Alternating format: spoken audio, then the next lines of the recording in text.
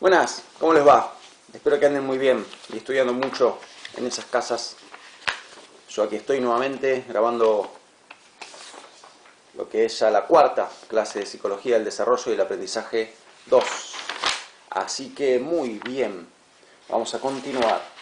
Bueno, ¿en qué habíamos quedado la vez pasada? Recuerden que, ¿qué teoría estamos trabajando? La psicología genética, ¿sí? La psicología genética. ¿Quién es el padre de la psicología genética? El padre de la psicología genética es Jean Piaget. ¿Está bien? Tuvimos una primera clase en la cual hablamos de cómo es que Piaget terminó creando esta teoría, el cambio de pregunta que propuso, de que hay que dejar de preguntarse qué es el conocimiento, para pasar a preguntarse cómo se pasa de un estado de menor conocimiento a un estado de mayor conocimiento. Explicamos que así fue que Piaget terminó creando una teoría psicológica. Y en la siguiente clase hablamos sobre los conceptos fundamentales de la teoría de Piaget. Ese conjunto de conceptos fundamentales se llama núcleo duro, ¿sí? Núcleo duro, que comprende asimilación, acomodación, adaptación, desequilibrio, equilibración, esquemas, etcétera, etcétera, etcétera. Y luego de eso empezamos ya con lo que es propiamente el estadio sensorio-motor, ¿sí? Así que acá tengo, que es el primero de los estadios del desarrollo. Y recuerden que son 4. Estadio sensorio-motor, estadio preoperatorio, estadio operatorio concreto y estadio operatorio formal, ¿sí? Y las edades que abarcan son de 0 a 2, de 2 a 7, de 7 a 12 y de 12 en adelante. Bien, este es el esquemita que habíamos empezado a dibujar la vez pasada sobre estadio sensorio-motor, ¿sí? Tenemos desde los 0 a los 2 años de vida. Y dijimos que se divide en 3 fases, ¿sí? Que dijimos que Piaget en este texto que estamos usando, lo divide en 3 fases. Se puede dividir en más, se puede dividir hasta en 6 fases. Pero en este texto Piaget es como más sintético y lo divide en 3 fases y a nosotros, para nuestros propósitos, nos alcanza, ¿sí? Entonces, Piaget lo divide en 3 fases. Esas 3 fases, recuerden que no duran lo mismo, sino que tenemos una primera fase que es muy cortita, que abarca entre 1 y 2 meses, acá se los marqué. Una segunda fase que es un poco más larga que la primera y una tercera fase que es más larga que las otras 2 juntas. Bien, entonces estuvimos trabajando con la primera. Dijimos que para cada una de estas fases hay una descripción desde el punto de vista intelectual y una descripción, repito, para cada una de estas fases. A veces hablo un poco rápido y no me doy cuenta, o a veces no modulo bien, y eso es algo que tengo que pensar más. Para cada una de estas fases hay una descripción desde el punto de vista intelectual o cognitivo y una descripción desde el punto de vista afectivo, social, emocional, ¿sí? Entonces, estuvimos trabajando con primera fase del estadio sensorio-motor y dijimos que desde el punto de vista intelectual esta primera fase es la fase de la ejercitación de los reflejos, ¿sí? Le pusimos este nombre, fase de la ejercitación de los reflejos.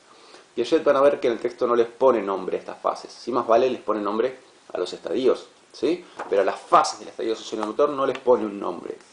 Esto de ponerle un nombre es algo que hacemos nosotros como de manera casera, entre nosotros, como para orientarnos mejor y armar mejor lo que sería el mapa, ¿no? del estadio. Entonces, a esta primera fase le pusimos fase de la ejercitación de los reflejos y de las emociones primarias. Entonces, desde el punto de vista intelectual es la fase de la ejercitación de los reflejos. Y desde el punto de vista emocional, afectivo, social es la fase de las emociones primarias. Entonces, ¿por qué dijimos que esta fase es la fase de la ejercitación de los reflejos? Porque lo más fundamental en esta fase es justamente que el chico ejercite los reflejos. Fundamentalmente, ¿cuáles? El reflejo, dijimos, de succión y el reflejo de prensión, ¿sí? ¿Por qué es tan importante ejercitarlos? Porque ejercitándolos van a nacer los primeros esquemas de la vida, que son estos dos que están acá, ¿sí? Entonces, ¿por qué es tan importante ejercitar el reflejo de succión? Porque ejercitando el reflejo de succión van a ser el esquema de succión. ¿Por qué es tan importante ejercitar el reflejo de prensión? Porque ejercitándolo van a ser el esquema de prensión, ¿sí? Entonces, ¿cuándo podemos decir que el chico pasó a la siguiente fase desde el punto de vista intelectual? Cuando ya nació esto. Cuando salió de esto, ya nació esto, ¿sí? ¿Ok?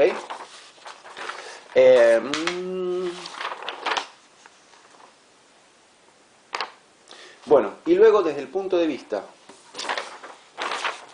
desde el punto de vista afectivo, social, emocional, dijimos que es la fase de las emociones primarias, ¿sí? Que es una fase en la cual el chico tiene apenas un conjunto de emociones muy elementales, tales como por ejemplo miedo, ira y demás, que Piaget llama de algún modo reflejos afectivos, reflejos emocionales, una cosa así, ¿sí? Entonces dice, digamos, ¿por qué les pone, por qué él habla en términos de reflejos afectivos? Porque según él, estos primeros reflejos son algo así como, perdón, estas primeras emociones son algo así como reflejos justamente emocionales, o sea, son reacciones emocionales automáticas frente a determinadas cosas, como por ejemplo, pierdo el equilibrio, siento miedo, ¿sí? Me frustro, porque qué sé yo, me sacan chupete, entonces ira. Entonces, estas primeras emociones funcionan como respuestas automáticas, un poquito como reflejos, ¿sí? Sin dejar de ser emociones, más vale, ¿no? Bueno, ya está. Listo, esto es el repasito de la actividad sensorimotor, ¿ok? Vamos a pasar al siguiente, ¿no es cierto? Y vamos a empezar a describirlo desde el punto de vista intelectual y luego desde el punto de vista afectivo, social, emocional. Ok, ¿qué tenemos para decir de la siguiente fase desde el punto de vista intelectual, afectivo, emocional, etcétera? Esperen que voy a buscar mi fibrón azul porque agarré el negro y no quiero mezclar colores. No se me muevan de ahí.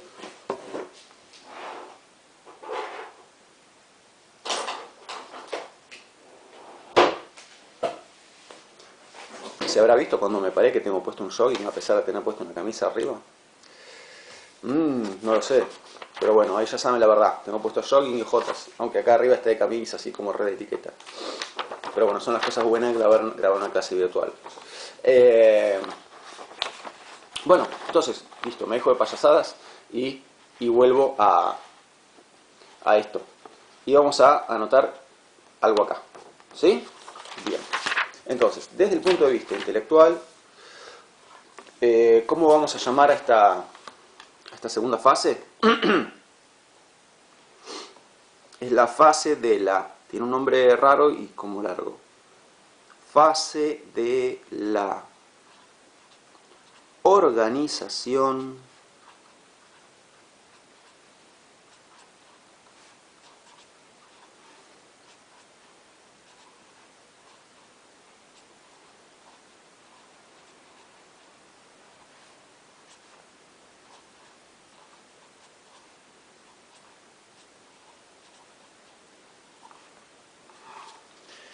de las percepciones y costumbres. A ver ahí. Todavía no estoy muy canchero, con el tema de la luz. Me dejó ciego. Yo después miro los videos y veo que de golpe acerco la hoja y la luz no le pegaba a la hoja y no se ve un cazzo. Estoy todavía aprendiendo con esto. Les pido disculpas. Bien, entonces, es la fase de la organización de las percepciones y costumbres. ¿Sí? Bien, ok. Entonces, fíjense que acá en esto de organización de las percepciones y costumbres hay dos palabritas claves que son percepciones y costumbres. Costumbres o hábitos, viene a ser lo mismo. Entonces, empecemos por el tema de las percepciones. Las percepciones, ya en esta segunda fase, se van organizando. ¿Y a qué se refiere Piaget con esto de que las percepciones se van organizando? Bueno, obviamente, percepción hay desde el principio de la vida, ¿sí? Entonces, el chico, digamos, los sentidos los tiene activados desde siempre. No es que hay percepción a partir de ahora, pero lo que sí hay a partir de ahora es como cierta organización en esas percepciones. ¿Y a qué nos referimos cuando hablamos de que hay cierta organización en esas percepciones? Por ejemplo, lo siguiente. Sí, si yo soy el bebé, ¿no? Y en este momento yo soy un bebé de, qué sé yo, 20 días, recién nacido. Se cae un objeto, hay un ruido fuerte, para allá, para ese lado, para mi izquierda. ¿Yo lo escucho? Sí, claro que lo escucho. O sea que percibirlo lo percibo. Pero ¿cuál es la diferencia entre la percepción de ese chico recién nacido y la percepción de este chico que ya está en la segunda fase? Porque recuerden, estamos diciendo, las percepciones están organizadas. Entonces, ¿qué va a hacer este chico ya de la segunda fase? Cuando escuche ese sonido, probablemente va a hacer esto. girar la vista en la dirección del sonido, ¿sí? Para poder ver con la mirada qué fue lo que produjo ese sonido. Entonces, ¿ven cómo la percepción está más organizada? Es más sólida, ¿sí? Entonces, mirar en la dirección de donde proviene un sonido es algo propio de esta segunda fase. También lo pueden probar con el bebé, haciéndole esto, por ejemplo, ¿sí? Empiezan por un lado, la derecha o la izquierda, y van haciendo así, y van a ver que el bebé en esta fase ya va siguiendo con la mirada el sonido de los dedos, ¿sí?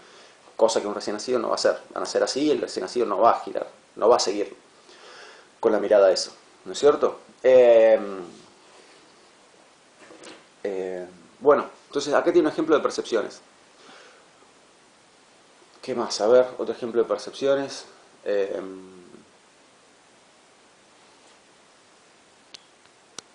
Bueno, perdón que pausé, porque pausé para quedarme pensando cuál es el otro ejemplo que yo solía dar. Y el otro ejemplo es el de seguir un objeto con la mirada. Lo que pasa es que, claro, ya me spoileé el ejemplo. Porque cuando hablé de esto, ¿no? Seguir esto con la mirada, ya les di el ejemplo. Entonces, mirar hacia un lugar donde proviene un sonido, o seguir un objeto con la mirada, incluso si ese objeto no está produciendo un sonido. Entonces, seguir un objeto con la mirada, ¿sí? También es una percepción organizada. ¿Está bien? Les hice como la bendición, perdón. Efecto de la cuarentena. Bueno, sigo. Ok. Vamos a hablar de la organización de las costumbres u hábitos, ¿sí? Entonces, esta fase se llama organización de las percepciones y costumbres.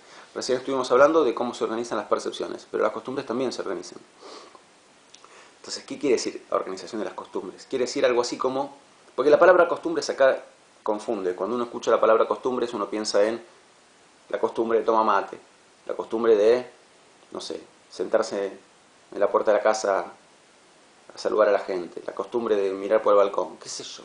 Bueno, el tema es que acá cuando Piaget usa la palabra costumbres, no se refiere a ese significado que habitualmente tiene la palabra, sino que costumbres acá viene a ser algo así como actos motrices. Bueno, qué sé yo. Yo no hubiera elegido esa palabra, pero es la que elige Piaget. Entonces, cuando Piaget habla de costumbres o hábitos, está hablando de hábitos motrices, costumbres motrices. Entonces, estos actos motrices se empiezan a organizar. Así como se organizan las percepciones, se organizan también los actos motrices. ¿Sí? ¿Y qué quiere decir que se organizan los actos motrices? Quiere decir, por ejemplo, que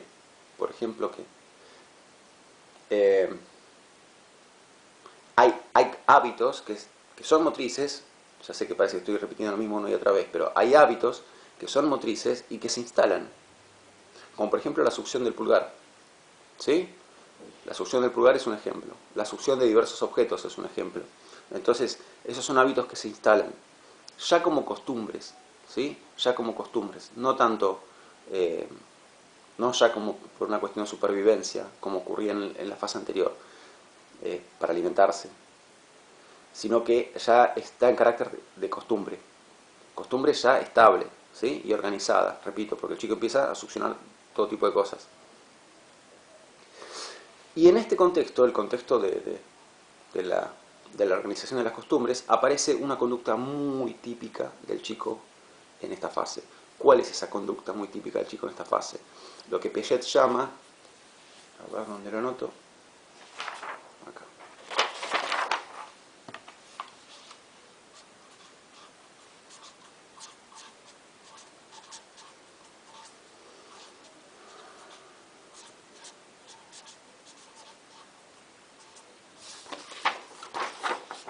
Reacciones circulares. Las reacciones circulares. Entonces, ¿en qué consisten las reacciones circulares? Vamos a definir el ejemplo primero y luego trabajar con... definir el concepto y luego trabajar con ejemplos, ¿sí? Las reacciones circulares, como la propia palabra lo sugiere, son reacciones del chico que consisten en tratar de reproducir a través de sus actos un resultado que se produjo de manera inesperada y que al chico le resultó interesante o placentero. ¿Sí? Entonces, Entonces, ¿cuál sería un ejemplo de algo que al chico le resulte interesante o placentero? El ejemplo paradigmático del cual vamos a partir es la succión del pulgar, una vez más.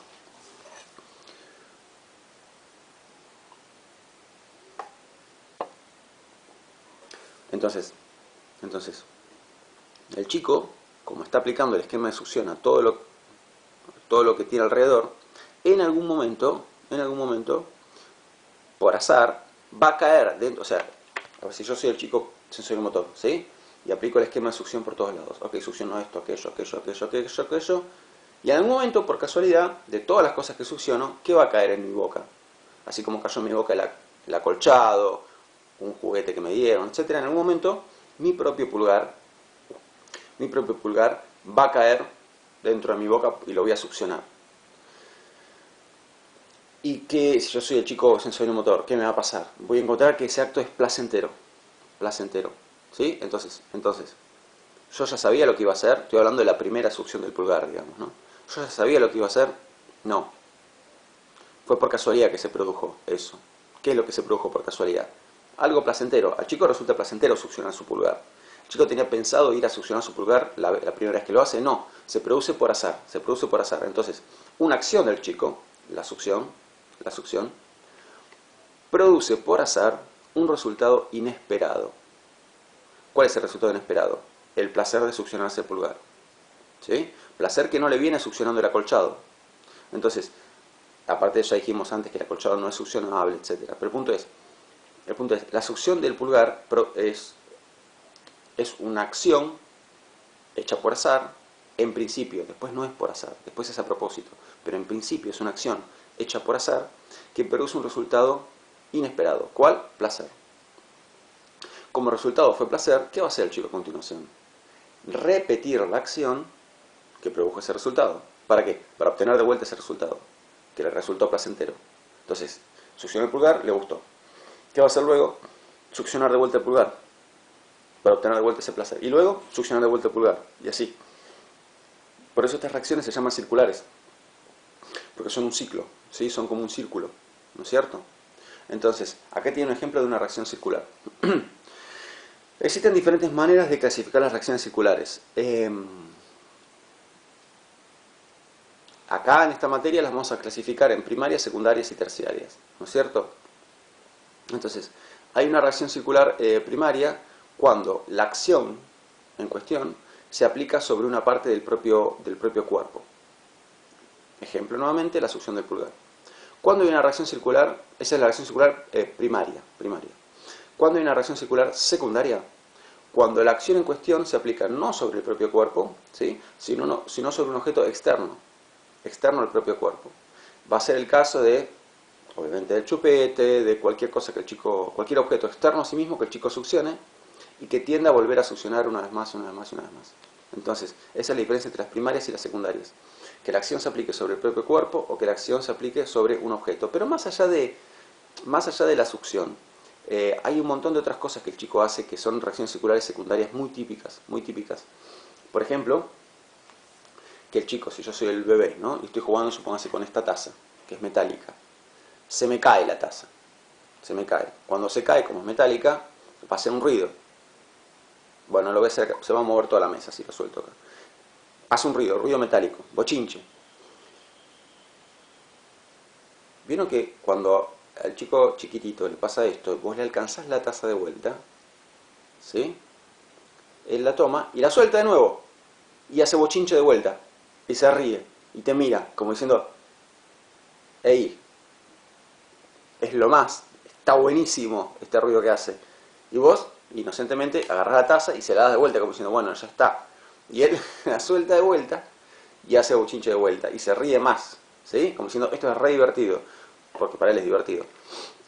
Bueno, esto es una reacción circular secundaria. ¿Sí? Para salir un poquito de lo que es la succión y que vean otro ejemplo. Entonces hay una acción, ¿sí? Que se produjo al azar. Porque el chico no es que sabía que si se la soltaba al principio, no sabía que si soltaba la taza se iba a producir ese ruido y que ese ruido le iba a gustar. Sino que fue por azar, se le cayó por azar. Esa acción, la acción de dejar caer la taza, acción producida por azar, produce un resultado inesperado y placentero. ¿Cuál es? El ruido que hace la taza. ¿Y cómo rebota? ¿Qué sé yo? El ruido y el rebote de la taza.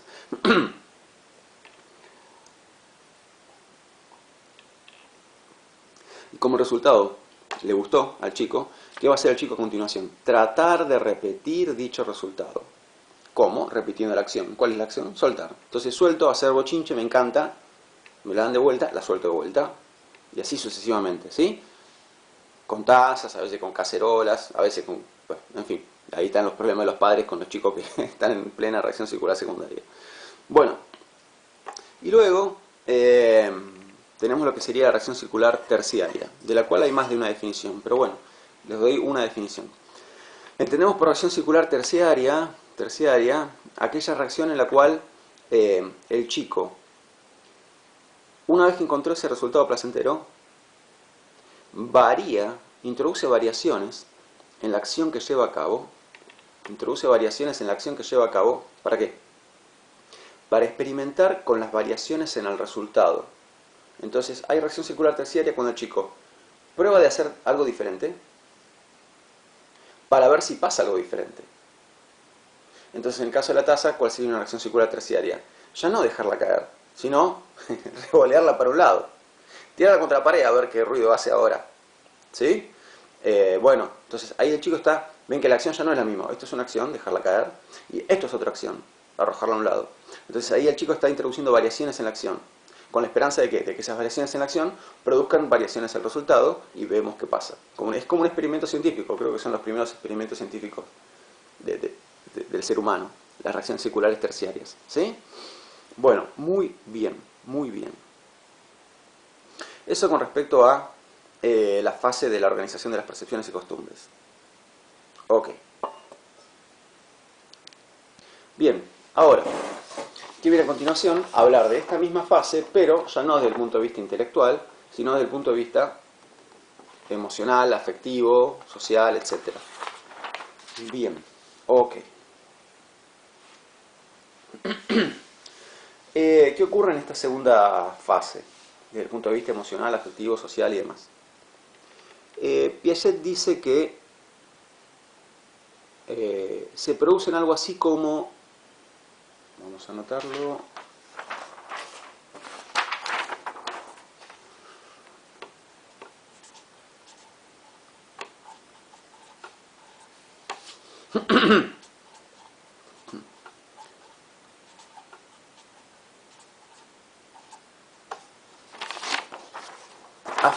afectos perceptivos.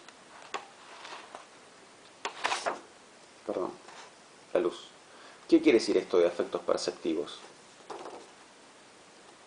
Quiere decir algo así como que, recuerden que, desde el punto de vista intelectual, estamos en una fase en la cual las percepciones se están organizando. ¿Sí? Entonces, ¿qué pasa desde el punto de vista afectivo? El chico, digamos, a ver, ¿cómo puedo decir? Sus percepciones desencadenan determinadas emociones. ¿Sí? Entonces, en el ejemplo que yo di de dejar caer un objeto y que eso le guste, el afecto quiere decir emoción en este contexto. ¿Sí? En este contexto, afecto quiere decir emoción. Entonces, la percepción del bochinche, el acto de percibir el bochinche que hace esa taza, desencadena en el chico, activa en el chico una emoción. ¿Qué emoción? La emoción de alegría. Entonces el chico va a sentir alegría, va a sentir que es agradable lo que está ocurriendo, va a sentir que es agradable lo que está ocurriendo. Y lo que está ocurriendo, ¿cómo lo capta? De manera perceptiva. Ok, ¿a qué quiero llegar con todo esto? A algo más simple de lo que parece. Pasa que explicarlo conceptualmente implica hacer como todo este recorrido así como medio raro.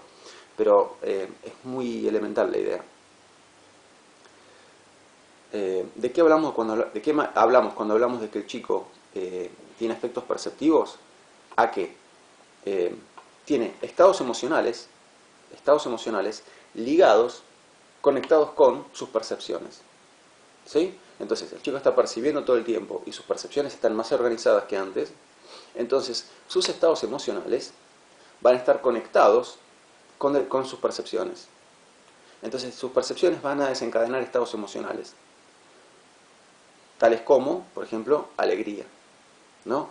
Pero estos estados emocionales tienen que ver fundamentalmente con lo agradable y lo desagradable. Lo agradable y lo desagradable. Entonces, digamos, todas estas percepciones que el chico tiene van a estar como clasificadas, por así decirlo, en percepciones de cosas agradables para mí y percepciones de cosas desagradables para mí. ¿Sí? Entonces, me gusta el ruido que hace esto, agradable para mí. ¿Sí? No sé, hay determinado otro sonido que no me gustó, desagradable para mí. Pero el punto es, todo lo que el chico percibe está ligado a un determinado estado emocional, y ese estado emocional tiene que ver fundamentalmente con ¿qué? Con me pone contento, es agradable para mí, me gusta, o me causa rechazo, no me gusta, no lo quiero. ¿Sí? Entonces, hay como un entrelazamiento entre las percepciones y los estados emocionales. Percibo tal cosa, me gusta, no me gusta. Percibo tal cosa, me gusta. Percibo tal cosa, no me gusta. Me pone contento, me hace enojar.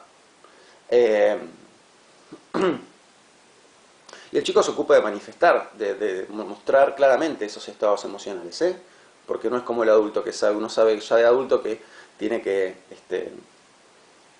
antes de mostrar un estado emocional, pensar cómo le va a caer al otro.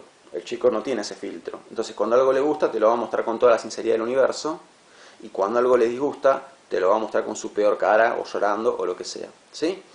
Entonces, en esta fase, repetimos, las percepciones están organizadas en base a los estados emocionales que dichas percepciones despiertan en él, ¿sí?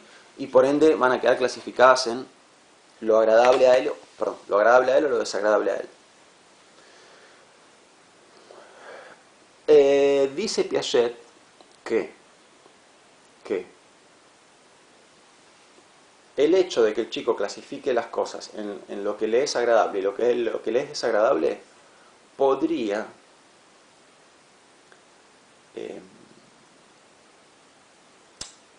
podría parecer que, o sea, que digamos que el chico clasifica lo que le ocurre en lo que le es agradable y lo que le es desagradable, podría inducir la falsa idea de que el chico tiene un yo en esta edad.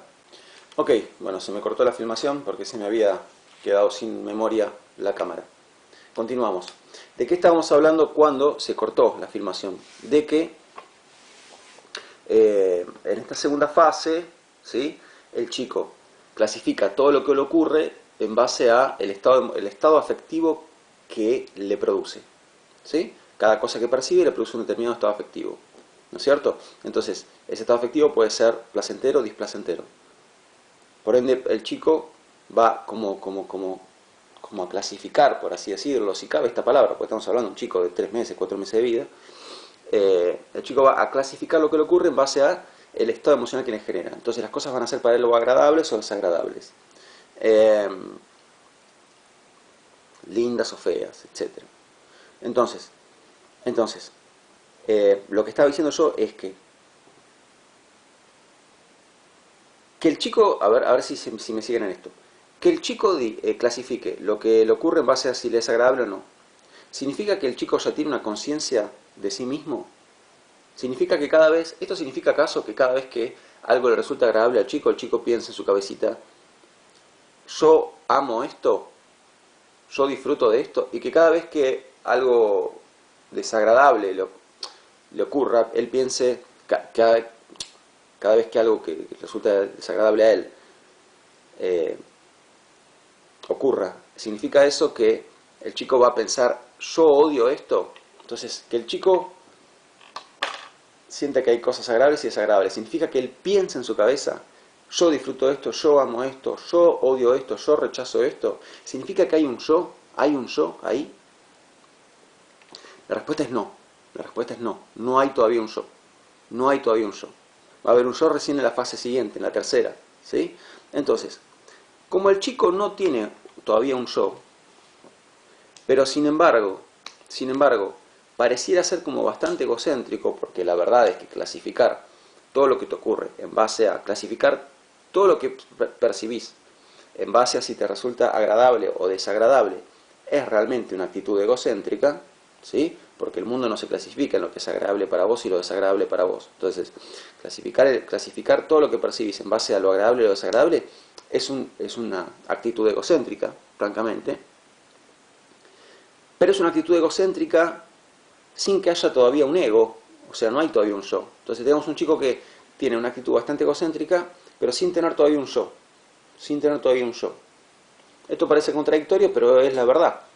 Entonces, como es una fase, ¿sí? Como bastante egocéntrica desde el punto de vista afectivo, pero no hay todavía un yo, ¿qué Piaget le va a poner qué nombre le va a poner Piaget a esta fase? Fase del narcisismo sin narciso. No le pone Piaget este nombre, es el nombre que le ponemos acá nosotros, ¿sí? En realidad, recordemos eso. Entonces, es la fase del narcisismo sin narciso.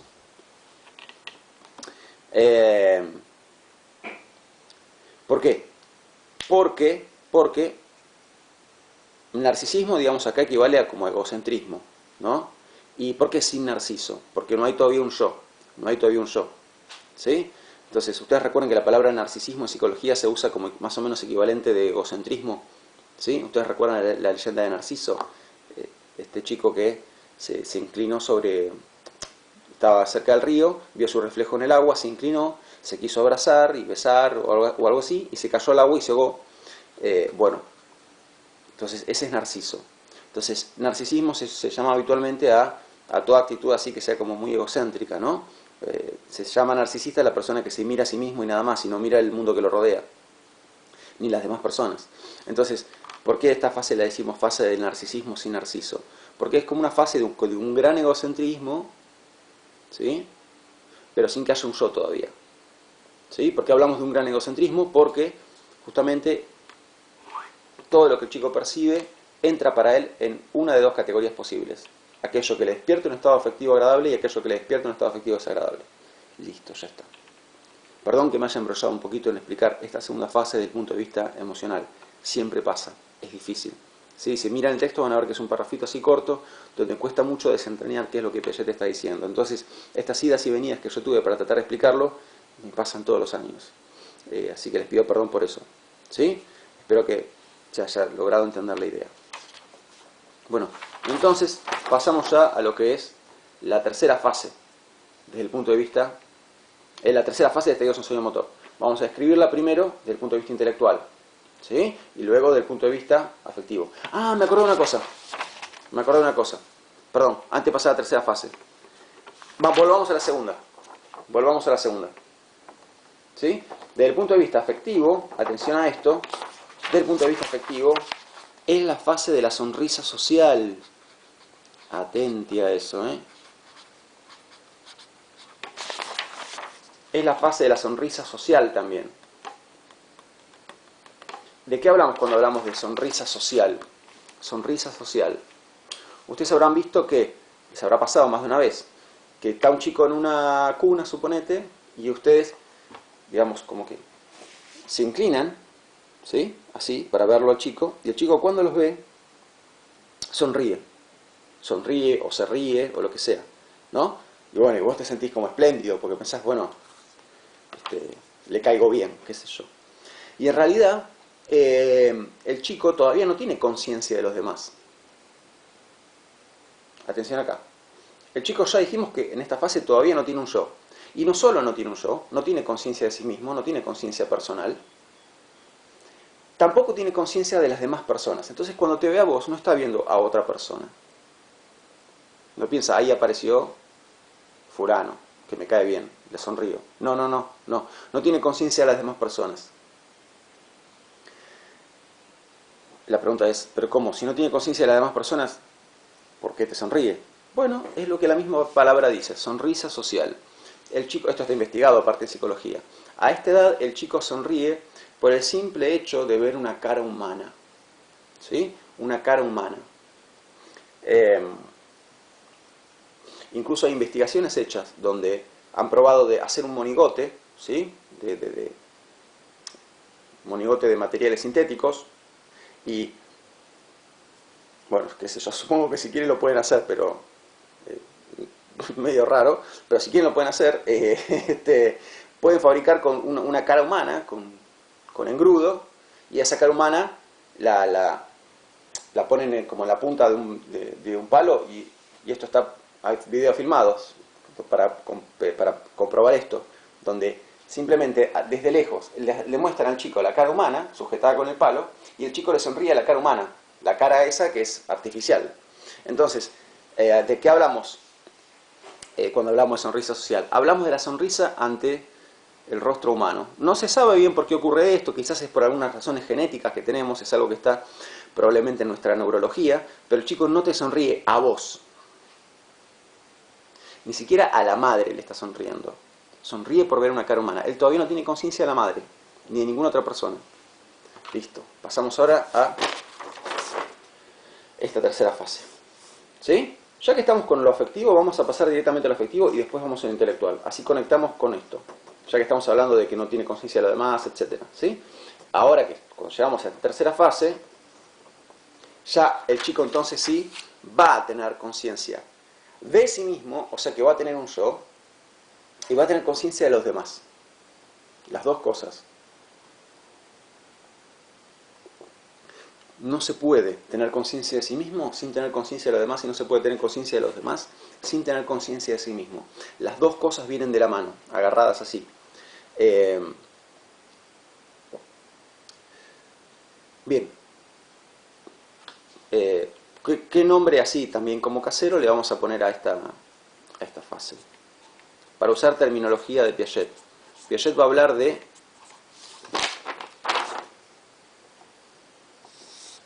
el yo y el objeto. El objeto, la palabra objeto en Piaget tiene más de un significado. En este contexto, estamos hablando de última fase del estadio sensorio-motor, objeto significa la otra persona. ¿Sí? Entonces, atenti acá, Óigame esto, por favor, porque si no se me van a hacer lío. La palabra objeto en Piaget tiene más de un significado. Más de un significado. Cuando hablábamos del núcleo duro, pusimos la palabra objeto ahí. Bueno, pero ahí tiene un significado. Acá tiene otro significado. Acá objeto significa otra persona. Entonces, cuando hablamos de fase del yo y el objeto, estamos hablando de fase de que hay un yo, ¿sí? Tengo conciencia de mí mismo, y el objeto. ¿Quién es el objeto? El otro. Entonces tengo conciencia del otro. Tengo conciencia de que hay otra persona ahí, que es como yo. ¿Ok? Bien. Es a partir de esta fase, ahora sí, que cuando el chico, sí, si te sonríe, es porque te está sonriendo a vos. ¿Sí? Y si pone cara de traste, cuando te ve, la cara de traste te la está poniendo a vos. ¿Sí? Al que no quiere ver es a vos. Entonces, es también en esta fase que aparecen angustias del chico. Angustias. Angustia como por ejemplo la angustia que le puede ocurrir cuando está esperando ver a alguien conocido, ¿sí? Y no lo encuentra. Entonces, por ejemplo, algo que puede pasar con un chico de esta edad. Imagínese que está sentado a la mesa y al lado hay una persona a la que él conoce y que es importante para él. Un chico de, qué sé yo, un año, supóngase. Y el chico mira para otro lado y esa persona de golpe se levantó de la mesa y se fue a otro lugar. Cuando el chico vuelve a mirar, puede pasar que se angustie. ¿Por qué? Porque está esperando ver a esa persona y no la ve. O hay otra persona en su lugar y el chico se angustia. ¿Por qué? Porque está esperando ver a una persona a la que no ve. Porque ahora tiene conciencia de las otras personas. Ahora sí sabe que él esperaba ver a Menganito. Menganito no está. O hay otra persona en su lugar. Y el chico se angustia y reacciona con llanto, por ejemplo. Bueno, estas angustias son muy típicas sobre todo del principio de esta fase. ¿Sí? Son las famosas angustias del octavo mes. Por eso esta fase suele empezar alrededor del octavo mes. ¿Sí? Alrededor del octavo mes.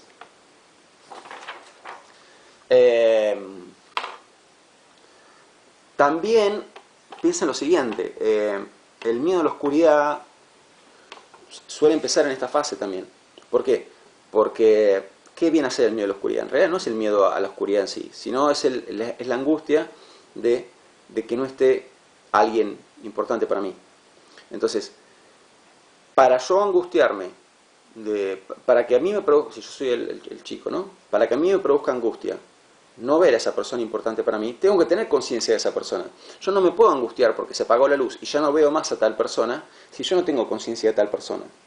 Entonces, este tipo de angustia en un chico de 4 meses no existe. No existe. Pero cuando ya estamos en un chico de esta fase, que el chico en esta fase ya tiene conciencia del otro, que se apague la luz significa que no sabe si el otro está. Entonces, ¿cómo la manifiesta? Con angustia. ¿Sí? Se angustia que el otro no esté. Estas son todas las angustias de esta edad. Angustias que se manifiestan sobre todo al principio, ¿sí? de esta fase.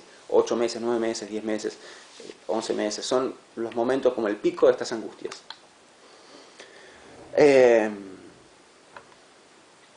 Ok, bueno, esa es la fase del yo y el objeto. ¿Está bien? Entonces, que hemos descrito recién, la tercera fase del estadio sociomotor desde el punto de vista emocional, afectivo, social. Vamos a escribirla ahora desde el punto de vista intelectual. Desde el punto de vista intelectual, es la fase de la inteligencia práctica o inteligencia sensoriomotriz. Inteligencia práctica. Bien. ¿Ok? Entonces, atención acá un par de cosas. Hay que ver qué entiende Piaget por inteligencia. ¿Qué es un acto inteligente para Piaget? Fíjense que para Piaget los actos inteligentes empiezan acá, en esta fase. Entonces, de acá para atrás no hay actos propiamente inteligentes para él. Entonces, ¿qué entiende él por un acto propiamente inteligente?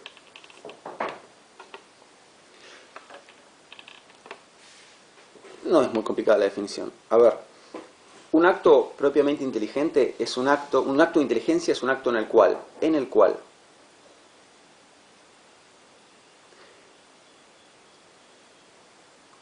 hay un fin a alcanzar, hay un propósito a cumplir, pero para cumplir ese propósito, hay un propósito para cumplir. Para cumplir ese propósito no alcanza con un esquema solo. Y entonces, ¿qué hace falta para cumplirlo? Hace falta combinar y coordinar 2 o más esquemas entre sí. Y solamente combinando y coordinando 2 o más esquemas entre sí se puede alcanzar el propósito. Entonces,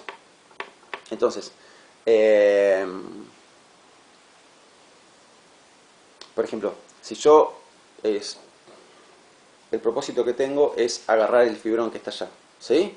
Bien, hago así. ¿Agarré el fibrón? Sí. ¿Requirió un esquema? Sí, el de prensión. Bien, ¿tuve que coordinar más esquemas, 2 o más esquemas entre sí para cumplir este propósito o no? Entonces, ¿fue un acto inteligente? No.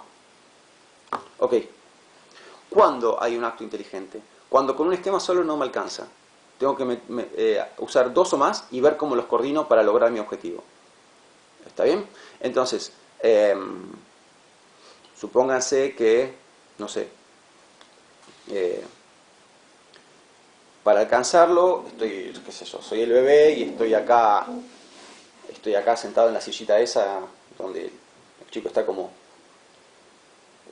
tiene como una barandita y no se puede mover más, y está más allá de mi alcance el fibrón.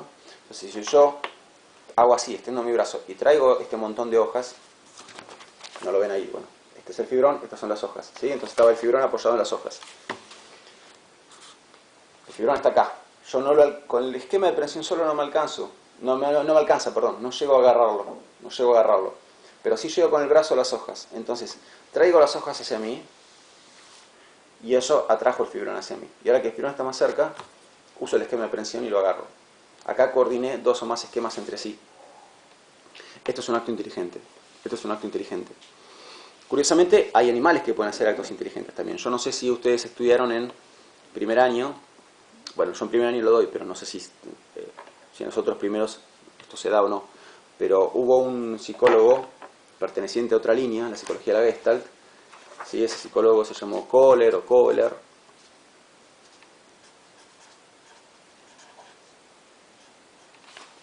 ¿Sí? Kohler o Kohler, según se lo puede llamar de cualquier maneras. ¿Qué hizo él? él hizo un experimento con chimpancés donde los chimpancés estaban en una jaula, imagínense que este cuadrado de la jaula, ¿sí? Y colgado de arriba de la jaula había un alimento. ¿Está bien? No, esperen. Bueno, sí, qué sé yo. Imagínense que esto es un alimento. ¿Está bien? No sé qué puede ser ese círculo. Un alimento que ustedes quieren. ¿Y qué pasaba? El alimento este que estaba colgado de arriba de la jaula estaba más allá del alcance de lo que un chimpancé puede agarrar. Entonces, digamos, por más alto que salte, no lo puede alcanzar eso. ¿Y qué había en la jaula? Había cajones, ¿sí? Repartidos por ahí. Imagínense que estos son los cajones. Entonces, ¿qué ocurría? El chimpancé trataba de alcanzar alimento, saltaba, no podía, y en cierto momento el chimpancé se detenía, se frenaba, se ponía a mirar lo que tenía enfrente, y después de un tiempo en el cual no realizaba ninguna acción, el chimpancé se paraba, acomodaba los cajones, los apilaba, y apilándolos alcanzaba el alimento. Bueno, ¿por qué Kohler hace este experimento? Para mostrar que esto es un paréntesis, ¿no? Acá esto no es Piaget, esto es un paréntesis. ¿Por qué Kohler hizo este experimento? Porque lo que quería mostrar es que lo que logró el chimpancé es un insight, una reestructuración del campo perceptivo. Bueno, ¿cómo se conecta esto con lo que estoy queriendo decir de Piaget? Esto para Piaget sería un ejemplo de un acto inteligente. ¿Por qué? Porque solamente haciendo así no se agarra el alimento. ¿Qué hace falta? Hace falta coordinar actos, ¿sí? Coordinar esquemas. Entonces, apilando los cajones se lo alcanza. Hace falta instrumentar ciertos medios para lograr el fin en cuestión. Hace falta combinar esquemas entre sí. Bueno, eso sería un acto inteligente. ¿Está bien? Entonces noten que para Piaget hay inteligencia a partir del momento en que se combinan entre sí dos o más esquemas para lograr un determinado propósito. A partir de ahí hay inteligencia, antes no. Y más vale que la inteligencia del chico de esta edad es una inteligencia práctica. Una inteligencia, ¿sí?, que se pone en práctica, valga la redundancia. Una inteligencia que consiste en actos, ¿sí? Actos. Más adelante la inteligencia va a abarcar, por ejemplo, realizar una cuenta. Y ahí también estás combinando esquemas entre sí.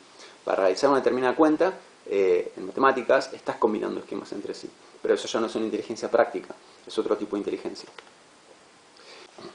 Bueno, y ya para ir cerrando entonces, acá tenemos las tres fases del estadio sensorio-motor. ¿Cuándo termina el estadio sensorio-motor? Cuando el chico adquiere algo que no tuvo hasta ahora. A ver, volvamos por un momento al nombre del estadio. Estadio sensorio-motor. Yo ya les dije, ¿sí?, antes, que cada vez que Piaget le pone nombre a un estadio, tenemos que darle bolilla a ese nombre que Piaget le pone al estadio. ¿Por qué? Porque nos está queriendo decir algo. Este estadio se llama sensorio-motor. ¿Por qué se llama así? Porque es un estadio en el cual el chico se conecta con el mundo fundamentalmente como con sus percepciones, por eso lo de sensorio, y con sus movimientos, por eso lo de motor. ¿Sí? ¿Cuándo va a terminar este estadio sensorio-motor? Cuando el chico cuente con otros medios para conectarse con el entorno, más allá de sus percepciones y sus movimientos. A ver si me siguen en esto. Este estadio se llama así porque para conectarse con el entorno, el chico usa sus percepciones y sus movimientos. ¿Por qué? Porque es lo único que tiene. ¿Cuándo se va a terminar este estadio? Cuando pueda contar con otras armas, otras herramientas para conectarse con el entorno. Cuando cuente con otras herramientas y ya no depende exclusivamente de sus percepciones y sus movimientos, va a dejar de ser sensorio-motor. ¿Y a qué edad cuenta con adquiere una valiosísima herramienta para conectarse con el entorno, que ya le permite conectarse más allá de las percepciones y movimientos? Alrededor de los 2 años. Porque ¿qué herramienta quiere esta edad del chico? ¿Cuál piensan que es? El lenguaje. El lenguaje. Entonces, alrededor de los 2 años, el chico termina de adquirir el lenguaje. Cuando adquiere el lenguaje, ya tiene un medio muy poderoso para conectarse. Y sobre todo para comunicarse con las demás personas. Entonces, cuando el chico ya cuenta con el lenguaje, ya no es un chico sensorio-motor.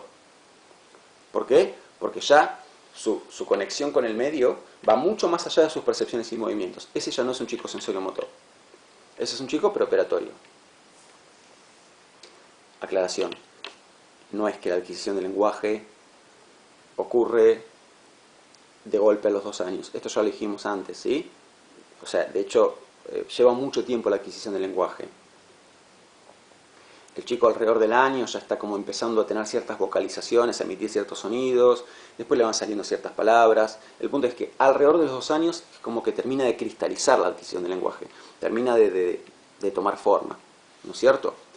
Y una última aclaración. Cuando vean la palabra lenguaje en Piaget, por lo general, hace referencia a, esta palabra en Piaget hace referencia a la lengua hablada, ¿sí? Esto que yo estoy usando ahora. En general, Piaget no tiene un uso amplio de la palabra lenguaje. Se puede hacer un uso amplio de la palabra lenguaje. Yo te puedo decir que, qué sé yo, si yo hago así, esto es lenguaje. Porque te estoy queriendo decir chau. Ok, sí, más vale que a eso se lo puede considerar lenguaje. Pero el punto es que para no confundirnos, tratemos de tener en cuenta que, por lo general, cuando estamos leyendo Piaget y aparece la palabra lenguaje en Piaget tiende a hacer un uso más restringido de la palabra lenguaje. Y en general para él lenguaje significa la lengua hablada. La lengua hablada o escrita, más vale. Pero quiere decir la lengua, esto. ¿Sí? Las palabras. En general cuando él dice lenguaje no se refiere a gestos u otro tipo de cosas a las que otros autores consideran también lenguaje. Bueno, muy bien. Bueno, cerramos por hoy por acá, ¿sí? Nos vemos en el próximo video.